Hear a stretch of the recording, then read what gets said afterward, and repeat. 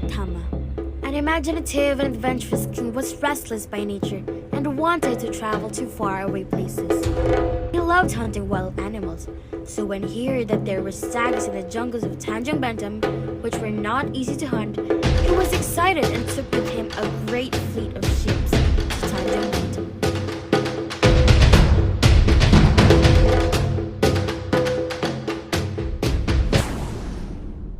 When the king arrived upon the island, he and his subjects had a hunting expedition that lasted several hours, slaying many wild and savage beasts, but no stags.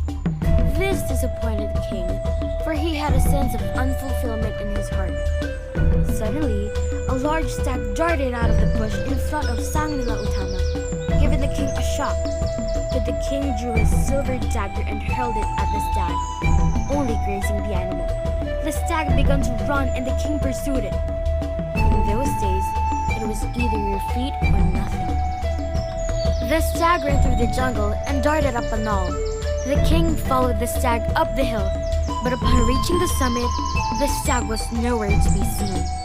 There was a large rock, so the king climbed it and looked at the land and the sea spread out around him. In the distance, he saw a stretch of white sand, an island. Sang Nila Utama was fascinated by the sight of the island. He turned to one of his subjects who had followed him. What is the name of that island? The subject looked into the distance and smiled. That is Temasek, Your Highness. Then we are going there. Suddenly, the once clear blue skies were covered with black clouds. Heavy rain poured from them, and strong bursts of wind threatened to tear the ships apart. The ship carrying Sang Nila Utama was in the very eye of the storm. The crew lowered the sails, started to build the water from the ship, and get most of the cargo for jettisoning. However, an idea came to the king's head. He remembered the story his grandfather told him of how one of his ancestors became the Sea King, and that his crown was the only thing which belonged to his ancestor.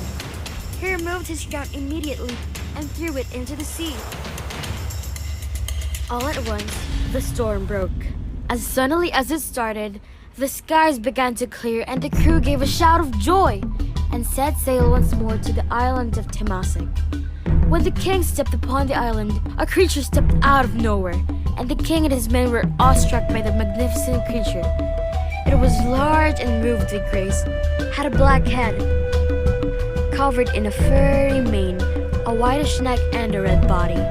When the king drew his bow and arrow, the beast stared back at him with golden eyes and let out a deafening roar before leaping into the jungle. What sort of animal was that? The king asked. A wise old man stepped forth. I have seen animals in portraits from the far west.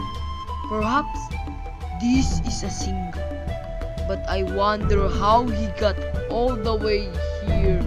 This must be a great place if it breeds such a beautiful animal. Let us live here in the island of Singapore.